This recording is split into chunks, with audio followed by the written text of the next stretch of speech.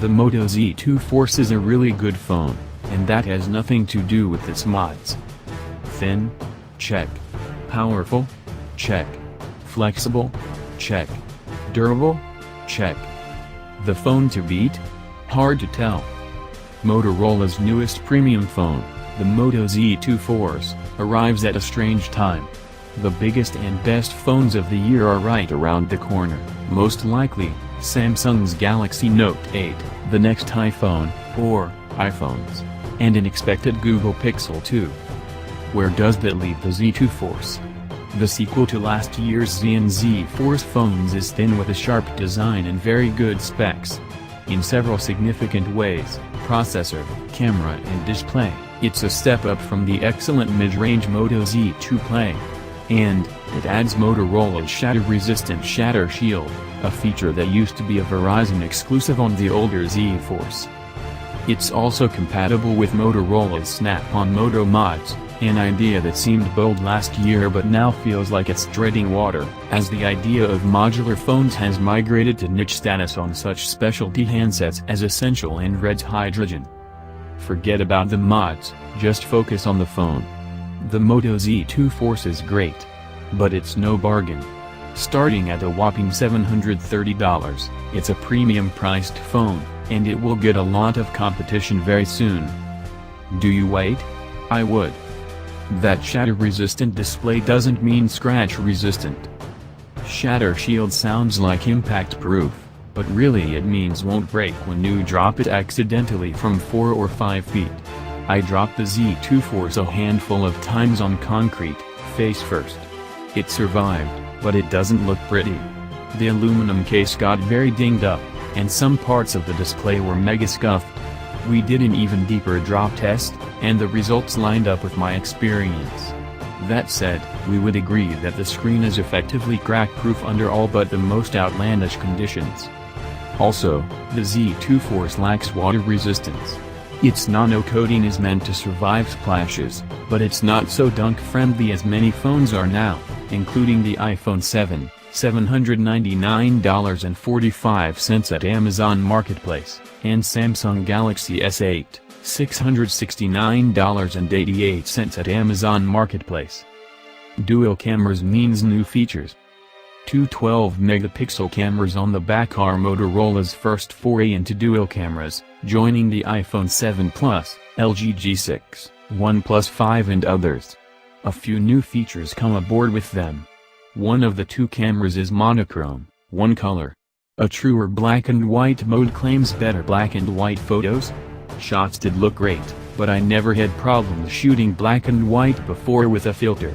More impressive is the camera's mixing of black and white and color shots, but again, honestly, you could just use an app to the same effect.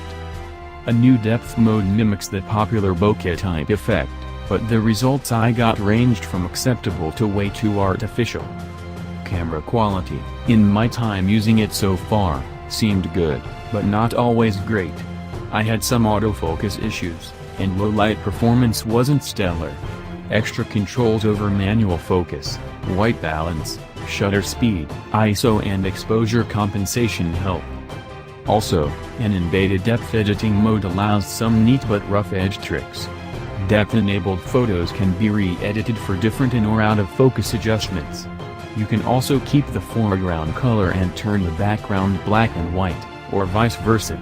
Or replace the background of a photo with something else, like on the fly Photoshop. My attempts to transpose myself to a nearby cafe backdrop looked pretty bad.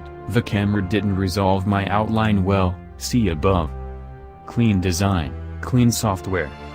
The Z2 Force feels thinner than most other phones.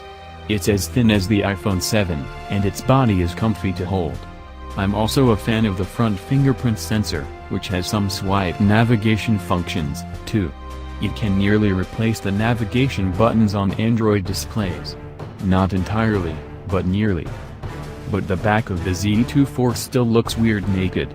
The dual camera juts out of its circular housing, and exposed gold-coated pins for the Moto mods line the bottom of the phone's back like an exposed game cartridge from the 80s. Snapping on a back panel, not included, by the way, makes the phone look a lot more complete. The clean look extends to Motorola's software, which keeps a pretty annoyance-free version of Android 7.1.1.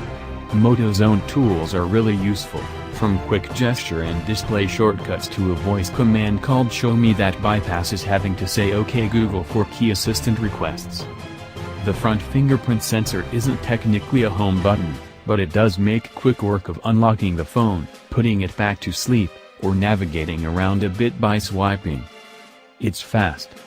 With its Qualcomm Snapdragon 835 processor, we got Geekbench 4 and Ice Storm Unlimited scores that fell into similar territory as the HTC U11, $649 at Amazon.com, and OnePlus 5, and were a hair better than Samsung Galaxy S8. It's far faster than the Moto Z2 Play, on paper, 40,167 on 3D Mark Ice Storm Unlimited, and 1,907, single, and 6,472, multi, on Geekbench 4. The Quad HD OLED display also means it's compatible with Google Daydream for VR apps. It's a top-end speedy phone.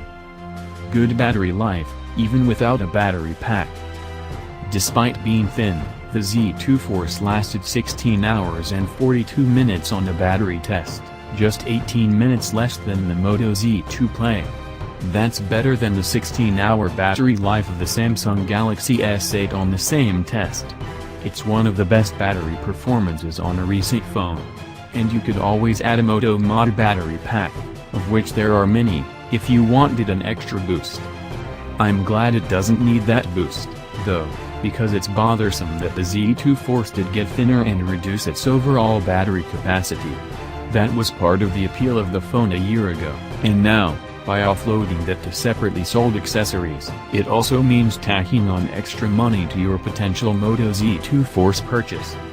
Mods, still not worth it, mostly. Motorola's investment in modular accessories remains experimental. I still don't find that I use them much. The newest mod, a 360-degree camera, costs a whopping $300 on top of the cost of the phone.